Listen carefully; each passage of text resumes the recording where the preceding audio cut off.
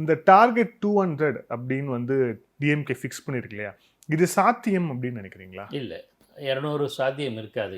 இதே நிலை நீடித்தால் 200 சாத்தியம் இல்லை. ஆனால் வெற்றி பெறுவதற்கான வாய்ப்புகள் இருக்கு. அதுக்கு என்ன காரணம்னா, திமுகவை அதிமுக எதிர்க்கிறது, திமுகவை நாம் தமிழர் கட்சி எதிர்க்கிறது, திமுகவை பாமக எதிர்க்கிறது. கட்சி தொடங்கி இருக்கிற விஜய்.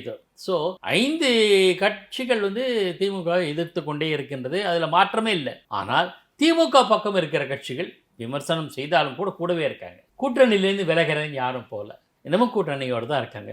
ஒருவேளை அவங்களோட அரசியல் அணுகுமுறை எப்படி மாறுமோ நாளைக்கு பற்றி தெரியாது. ஆனால் இன்று உள்ள சூழலில் திமுக கூட்டணியில் 19 எப்படி இருந்தாங்க, 24 எப்படி இருந்தாங்க, 21 சட்டப்பேரவை தேர்தலில் எப்படி இருந்தாங்க, அதே மாதிரி தான் நிற்குது. இந்த பக்கம் பார்த்தீங்கன்னா திமுக அரசாங்கத்தை எதிர்க்கிறவர்கள் ஒரே குடைக்கீழே வரலாம். அதனால் இந்த எதிராளிகளின் பலவீனம் ஆட்சியாளர்களுக்கு பலமாக போயிடுச்சு. இவங்களோட பலம்னு சொல்ல மாட்டேன், எதிர்க்க இருக்கிறவங்க வீக்காக இருக்காங்க, அதனால் இவங்க ஸ்ட்ராங்காக இருக்காங்கன்ற மாதிரி இது. ஆனால் 2026 சட்டப்பேரவை தேர்தலில் அது பலன் தருமானா இருக்காது. முழுமையான வெற்றி கிடைக்காது. வெற்றி பெற்று ஆட்சியை தக்க வைப்பதற்கான சாத்தியக்கூறு இருக்குது. எப்படின்னா மத்தியில் பாஜக அப்படி இருந்த மாதிரி.